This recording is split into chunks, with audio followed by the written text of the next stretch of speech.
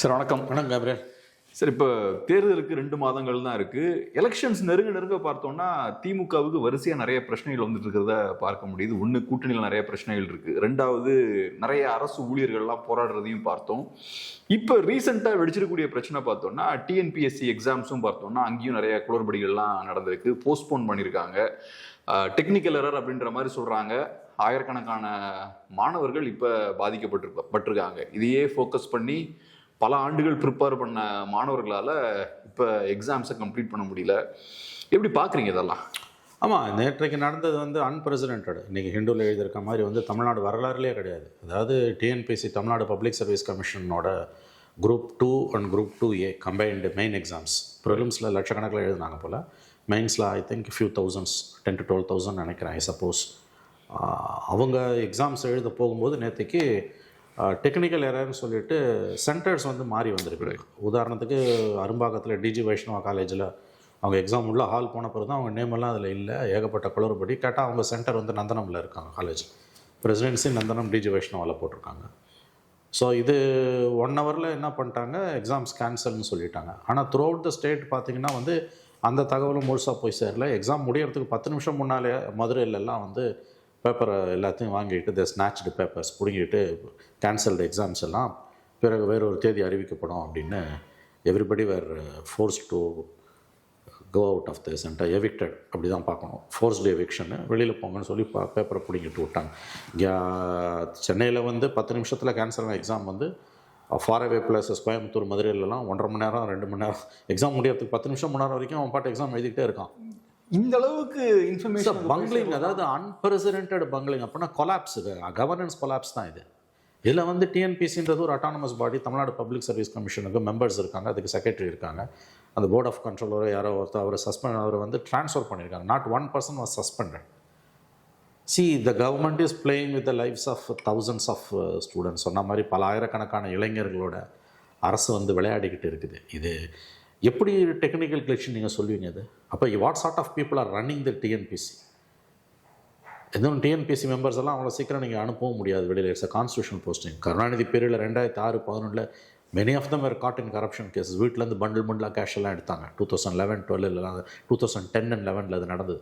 The fag end of the government, Karunanidhi கவர்மெண்ட்டில். அது it's always a problematic body. அது தனக்கு தேவையானவங்களை எந்த அரசாங்கம் both DMK and ADMK appoint பண்ணுவாங்க.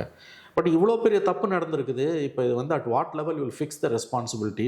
ஒன்றுமே இல்லை. அப்போசிஷன் சும்மா they're just crying, they're just raising their voice ஒழிய இது எவ்வளோ பெரிய இஷ்யூ இது. Opposition would have hit the streets. தெருவில் இறங்கி போராடி இருக்கணும். அது unemployment is the bane of a nation வாங்க. அன்எம்ப்ளாய்மெண்ட்டுன்றது தான் ஒரு நாட்டோட சாபக்கேடு.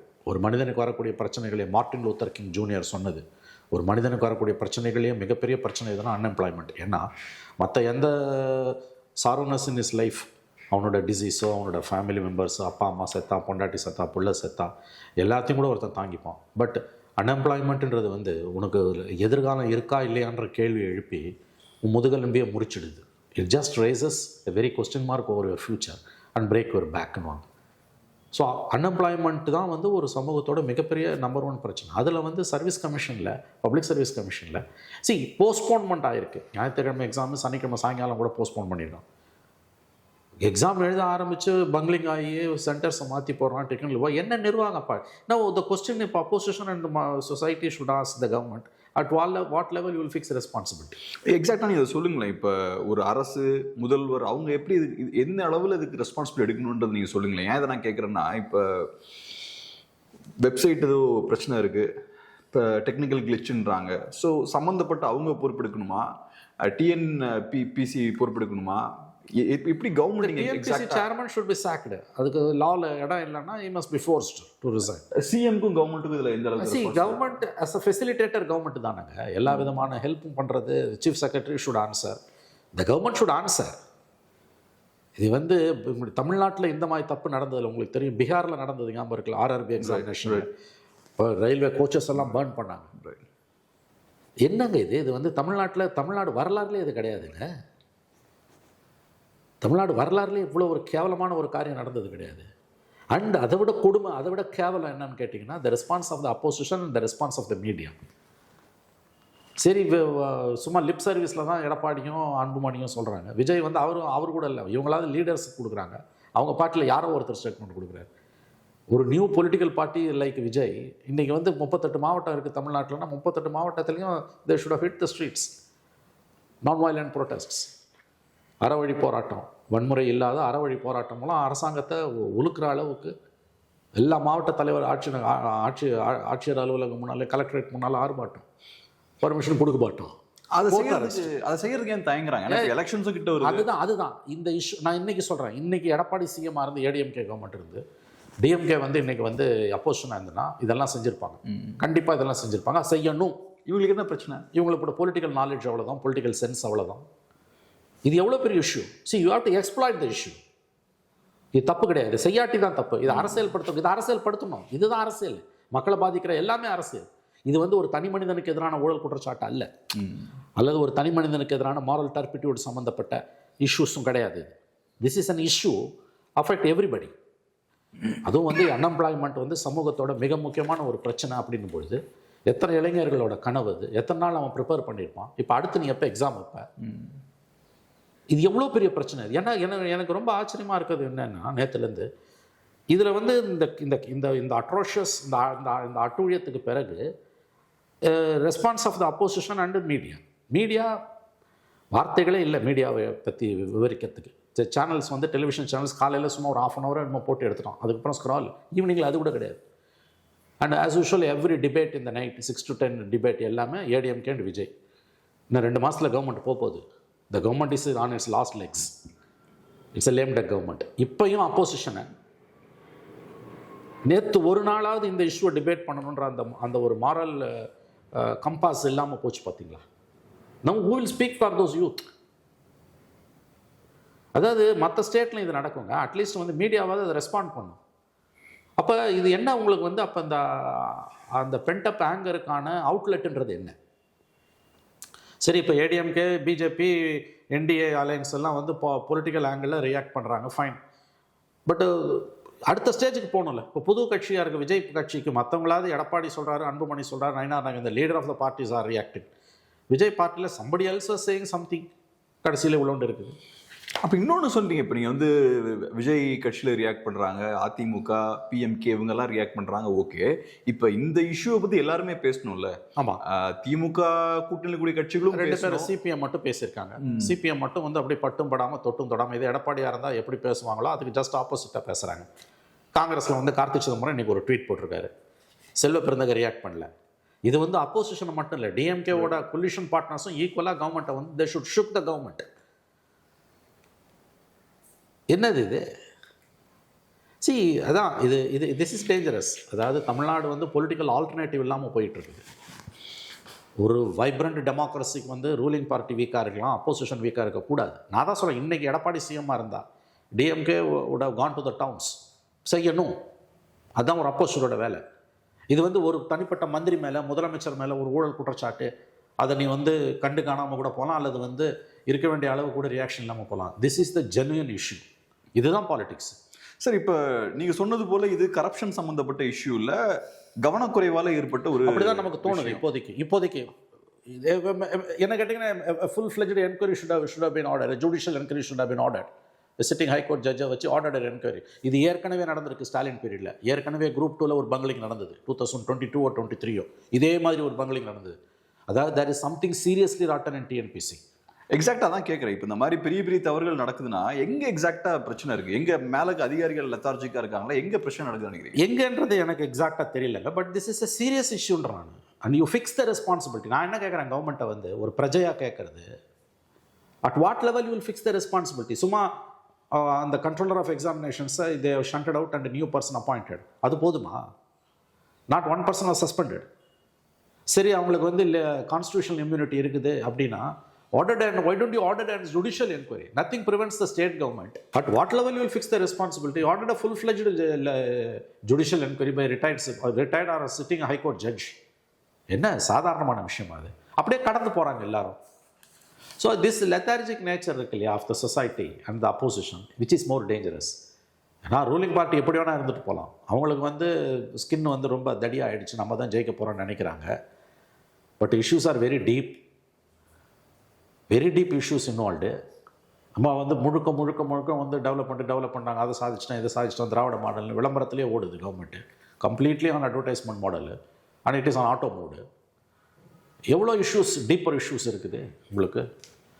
இந்த விளையாட்டா 12 to 15,000 யூத் வேறு ஸ்டாண்டர்ட் ஆன் த ஸ்ட்ரீட்ஸ், தெருவில் நிற்கிறாங்க.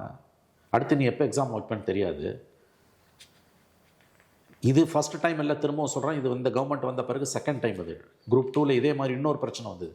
அப்போ that is something seriously rotten. அது வந்து வெறும் கவனக்குறைவா அல்லது ஊழலா, அதாவது அட்மினிஸ்ட்ரேட்டிவ் ப்ராப்ளமா அல்லது டீப் சீட்டட் கரப்ஷன் இன்வால்வ்டா நமக்கு தெரியாது. But it has to be found out. அப்போ ஒரே ஆப்ஷன் வந்து ordered judicial enquiry, take the issue seriously. இதுக்கு கவர்மெண்ட்டை ஃபோர்ஸ் பண்ணி, கவர்மெண்ட்டை வந்து புஷ் பண்ணி வந்து ஒரு ஆக்ஷன் எடுக்கிறதுக்கான துப்பு, திராணி, தகுதி எதுவுமே அப்போசிஷனுக்கு இல்லை. Which is more dangerous Gabriel. திரும்ப நான் சொல்கிறேன், ஒரு ரோபஸ்ட் டெமோக்ரஸிக்கு வந்து functioning democracy need not be a robust democracy. ஒரு ஃபங்க்ஷனிங் டெமோக்ரஸிக்கு ரூலிங் பார்ட்டி வீக்காக இருக்கலாம், அப்போசிஷன் இருக்கக்கூடாது. அதுதான் opposition is a watchdog of the government. And media collapse, complete collapse of the media. இப்போ பரவலாக சொல்லப்படுற விஷயம் என்னென்னா, எலெக்ஷனுக்கு முன்னாடி யூஸ்வலாக மீடியா வந்து திரும்பிடுவாங்க. ஸ்டார்டிங்கில் கொஞ்சம் அமைதியாக இருப்பாங்க, பேச மாட்டாங்க. பட் எலெக்ஷன் கிட்ட வரும்போது கவர்மெண்ட் மாறிடுன்ற நம்பிக்கை வந்துச்சுன்னா மீடியாவும் திரும்ப ஆரம்பிச்சிருவாங்க, எதிராக திரும்புவாங்கலாம் சொல்லுவாங்க. ஸோ இப்போ மீடியா குவைட்டாக இருக்காங்கன்னா எப்படி புரிஞ்சுக்கிறது? என்னாலேயே புரிஞ்சுக்க முடியல. 2011 திரும்ப பவர் வருவாங்க அந்த நம்பிக்கை பலருக்கும் இருக்குது. அது to large extent that may be correct also. ஏன்னா even I do hope in 4 corner fight DMK is an edge, DMK is an advantage. அதனால அமைதியாக இருக்காங்களா? அதுவும் ஒரு காரணமாக இருக்கலாம். And they're heavily bribed, to put it bluntly. 2006 and 11 Kalaignar பீரியடில் கூட வந்து 2011 ஜனவரி அப்படி மாற ஆரம்பிச்சது. பிப்ரவரிலாம் ஏறி மிதிக்க ஆரம்பித்தாங்க. இந்த மாதிரி நான் என்ன சொல்கிறேன், நீ வந்து திட்டணும் ஒரு அஜெண்டாவோட. இஃப் சம்படி லைக்ஸ் டிஎம்கே, அவன் டிஎம்கேக்கு வந்து சொம்படிப்பான். ஒரு சம்படி லைக்ஸ் ஏடிஎம்கே, அவன் ஏடிஎம்கேக்கு சொம்படிப்பான். அதல்ல நான் சொல்கிறது. You judge the government and you treat the governments functions on merits. இந்த கவர்மெண்ட்டோட ஃபங்க்ஷன்ஸை ஆன் மெரிட் நீ டீல் பண்ணிடுறான். எதிர்க்கணும்னு எதிர்க்க வேணாம், ஆதரிக்கணும்னு ஆதரிக்க வேணாம். இந்த கவர்மெண்ட் கண்டினியூ ஆகட்டும், பாசிச பாஜக உள்ளே வந்துடும் அப்படின்றதுக்காக நான் இந்த கவர்மெண்ட் நான் வந்து சப்போர்ட் பண்ணுறேன்னு கூட நீ சொல்லு. There is a logic in it. But an issue வரும்போது, if you are a media, genuine மீடியானா, you should go hammer and tong against the government. இந்த மாதிரி ஒரு இஷ்யூ வரும்போது நீ வந்து you should cut into the கவர்மெண்ட்டை you should hold responsible. இல்லையா? மீடியாவோட ரோல் என்ன? கேட்கறது தானே, கேள்வி கேட்கறது தானே. Make the government responsible, hold the government responsible. எது மேலேயோ மழை பெஞ்ச எதுவோ எப்படியோ இருக்கும்ல, அந்த மாதிரி கவர்மெண்ட்டும், அந்த மாதிரி மீடியாவும், அந்த மாதிரி அப்போசிஷனும். இதனால் புரிஞ்சிக்கவே முடியாததாக இருக்குது எனக்கு வந்து. இந்த மாதிரி ஒரு சம்பவம் நடக்கும்போது அங்கே அப்போசிஷனும் அங்கே மீடியாவும் அதை எப்படி ஹேண்டில் பண்ணும்? பீகாரில் RRB எக்ஸாமினேஷனுக்கு இந்த மாதிரி ஒரு கொலாப்ஸ் ஆனப்போ தே டார்ச்டு ரயில்வே கோச்சஸ். அப்போ அப்போசிஷனும் மீடியாவும் அந்த இஷ்யூ எவ்வளோ பெருசாகிச்சு. Modi government was on the defensive.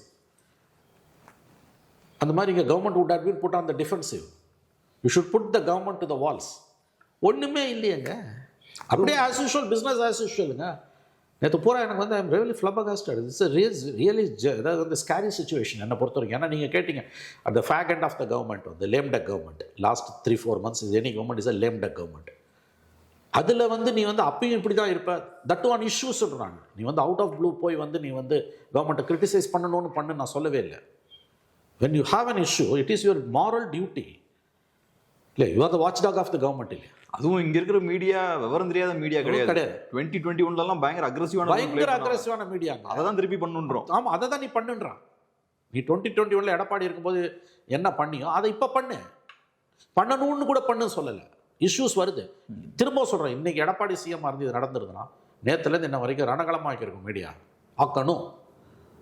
ஒருத்தன் எடுக்கலங்க டிபேட்டுக்கு, ஒரு டிவி எடுக்கல டிபேட்டுக்கு. That shows what. பிகாஸ் ஏன்னு கேட்டிங்கன்னா வந்து பப்ளிக் ஒப்பீனியனை மோல்டு பண்ணுறதுல இந்த ஈவினிங் டிபேட்ஸ்க்கு ஒரு ரோல் இருக்குது. And many people did not know இது நடந்ததுன்றதே தெரியல. ஈவினிங் நேற்று நான் ஒரு ஃப்ரெண்டு கிட்ட பேசிட்டு இருக்கும்போது ஒரு டிவி கையில் இருக்காரு. அவர் சொல்கிறாருன்னா, இந்த இஷ்யூ சொன்னோம். அப்படியா, எனக்கு தெரியாது சார், ஸ்க்ரால் கூட போகலையாண்டா. ஏங்க காலையில் 1/2 hour ஸ்க்ராலிங் எடுக்க வச்சுட்டானுங்க எல்லா டிவிலையும். ப்ளஸ் நிறைய பேர் எப்படி பார்க்குறாங்களா சார், இப்போ ஒரு ஊழல் இந்த மாதிரியான விஷயங்களை சீரியஸாக பார்க்குறாங்க. இது ஒரு மிஸ்டேக் நடந்துருச்சு அப்படின்றது அவ்வளோ சீரியஸாக எடுக்க மாட்டேங்கிறாங்க. அது மீடியா அதை பெருசு படுத்தி எடுக்க வைக்கணும். மீடியா தான் புரிய வைக்கணும். மீடியா தான் புரிய வைக்கணும். எல்லா பாவத்துக்கும் தண்டனை உண்டு. மீடியா பண்ணுற பாவத்துக்கும் தண்டனை உண்டு. TN சேஷன் சொன்ன மாதிரி 30 வருஷத்துக்கு மேலே சொன்னார்.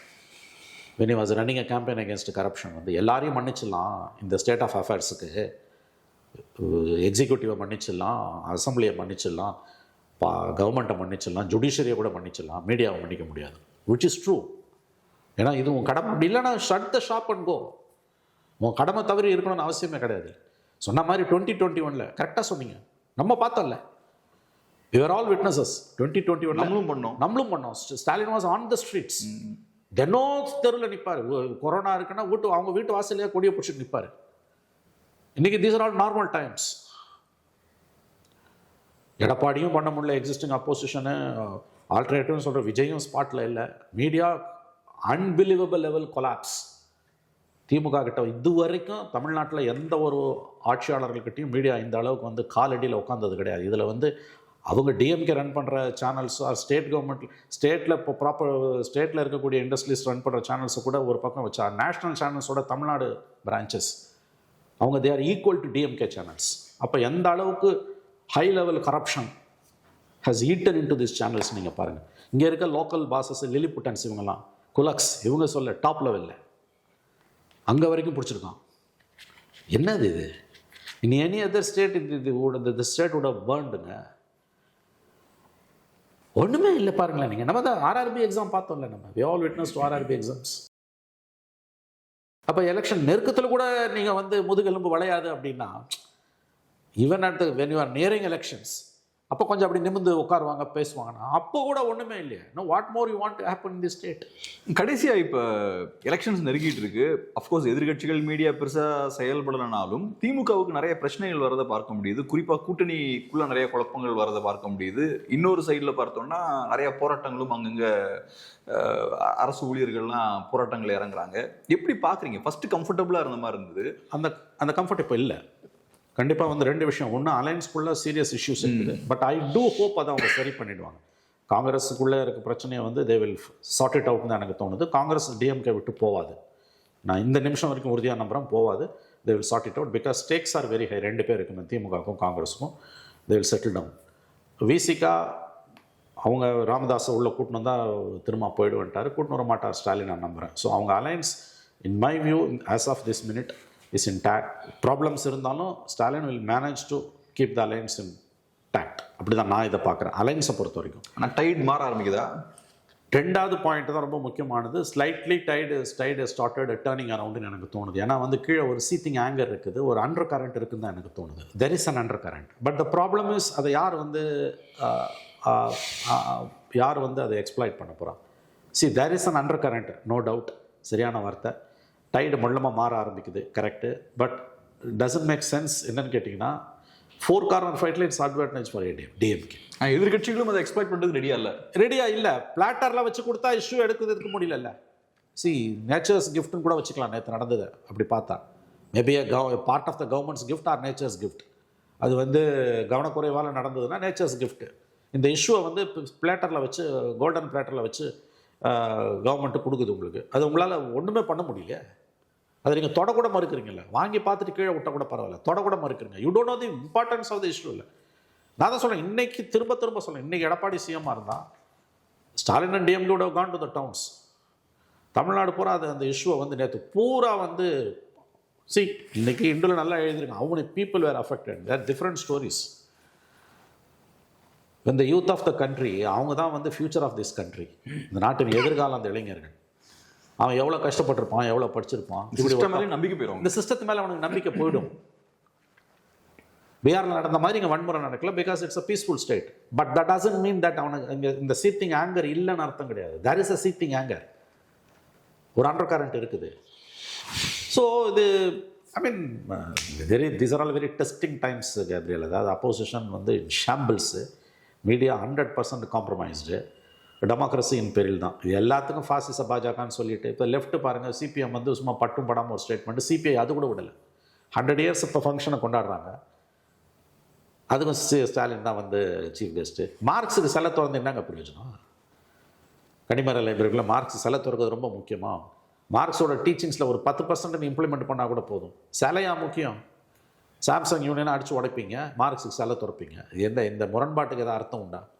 100 year பார்ட்டிஸ் லைக் சிபிஐ வந்து ரியாக்ட் பண்ணல இதுக்கு. The party has not reacted.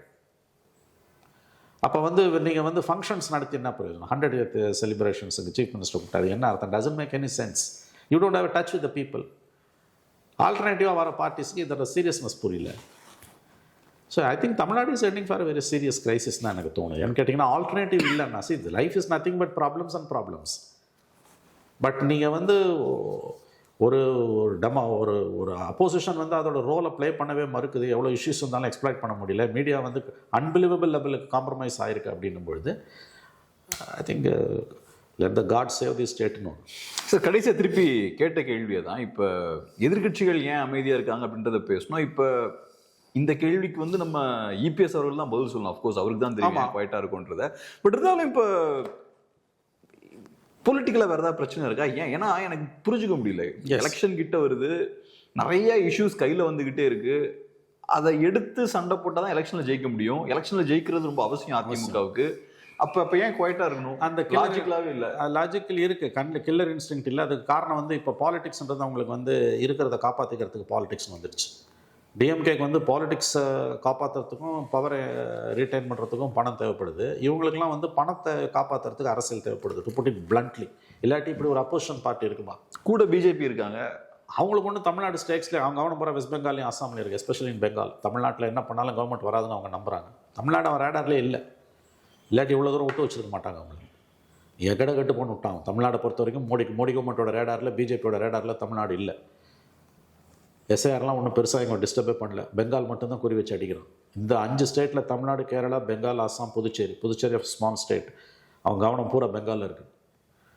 Bihar election முடிஞ்சோன்னா November 14 ரிசல்ட் வந்து அன்றைக்கி மோடி என்ன பேசினார்? November 13 14 Ganga flows from Patna, Ganga flows through Patna to கல்கட்டானார் டு பெங்கால். கவனம் பூரா அங்கே இருக்குது அவங்களுக்கு. அங்கே பாருங்கள், அட்ரோஷியஸ் திங்ஸ் ஆர் ஹேப்பனிங். 1.5 கோடி மக்களை வந்து எஸ்ஐஆரில் போட்டு அவங்களுக்கு அவனோட லீனியேஜை அவனால் வந்து ப்ரூவ் பண்ணுங்க. அப்பா அவங்க தாத்தால எங்கே ஓட்டு போட்டாங்கன்னு கேட்டுருக்கான். ஸோ அவங்க கவனம் பூரா அங்கே இருக்குது. அவங்க தமிழ்நாடு ரேடார்லே இல்லை. டிஎம்கே ஜெயிச்சுட்டு போட்டுன்ற முடிவு தான் பிஜேபி வந்துடுச்சுன்னு தான் நமக்கு தோணுது. அப்போசிஷனுக்கு ஒன்றும் பெருசாக இந்த எலெக்ஷனில் ஆர்வம் இருக்கிறதாவே தெரியல. ஆவரேஜ் ஏடிஎம்கே கேடருக்கு இந்த தடவை ஆட்சியை கைப்பிடிப்போம், ஆட்சியை கைப்பற்றுவோம் என்ற நம்பிக்கை இல்லை.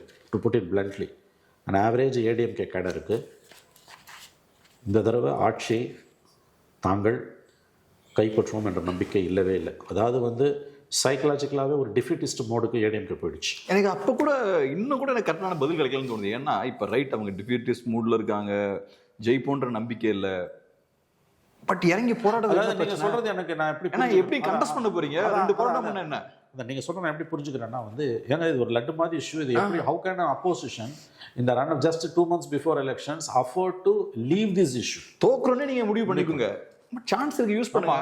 அதாவது அங்கே இப்படி சொல்லலாம், அதர் வேர் ரவுண்டா.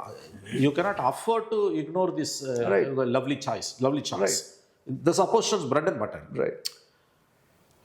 மேபி எங்கிட்டையும் சரியான ஆன்சர் இல்லாமல் இருக்கலாம். But these are all very nasty டைம்ஸ்ன்றது மட்டும் நல்லா தெரியுது. But I will blame the media, நான் to be frank with you. ஏன்னா வந்து as a media person I feel ashamed. நான் வெட்கி தலை குனிகிறேன் ஒரு பத்திரிகையாளனாக இந்த விஷயங்களை வந்து மீடியா கையாளுறதுன்றது. ஏன்னா கடைசி நம்பிக்கை இந்த மக்களோட நம்பிக்கை மீடியா. இப்போ நம்மள மாதிரி இண்டிபெண்டன்ட் ஜேர்னலிஸ்ட் ஒன்றும் பெருசாக பேச முடியாது. ஒரு 10 நிமிஷம் புலம்பிட்டு போயிடலாம்.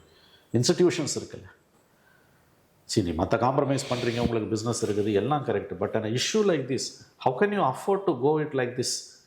சல்தா ஹை ஆட்டிடியூட்ல எப்படி மீடியா இதை ஹேண்டில் பண்ண முடியும்? அதான் நீங்கள் சொன்ன மாதிரி மெயின் ஸ்ட்ரீம் மீடியா அதை எடுத்து பேசும்போது தான் மக்களுக்கு அதோட சீரியஸ்னஸ் புரியும். இது முக்கியமான பிரச்சனை. இது முக்கியமான பிரச்சனை என்ன? ஆனால் ஒன்று, மீடியா பேசலைனாலும் அப்போசிஷன் பேசலைனாலும் அந்த ஆங்கர் உள்ளே இருக்குது. அது ஏதாவது ஒரு ரூபத்தில் மேனிஃபெஸ்ட் ஆகும். That seething anger is there. Don't think that just 12,000 people or 15,000 youth. அந்த சீத்திங் ஆங்கர் இருக்குது, அந்த அண்டர் கரண்ட் இருக்குது. It is in the interest of the system. You should allow it to get manifest. Illa. Very nasty times we are living in. ரொம்ப நன்றி சொல்லுங்க, பிஸியான டைம்ல அருமையான ஒரு பேட்டி கொடுத்ததுக்கு. நன்றி.